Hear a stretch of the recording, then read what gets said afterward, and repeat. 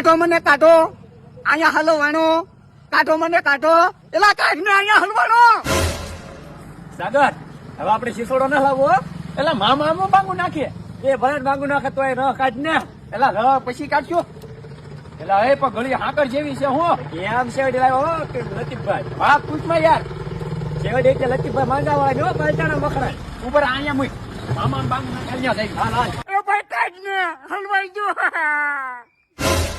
લઈ મામા બાંગુ નાખે છે ને સરખામાં હલવાઈ ગયા છે તો કાઢવાના થતા નથી ભલે બાંગુ નાખતા હાલ આપણે પતંગ લેવા વયા જઈએ હાલ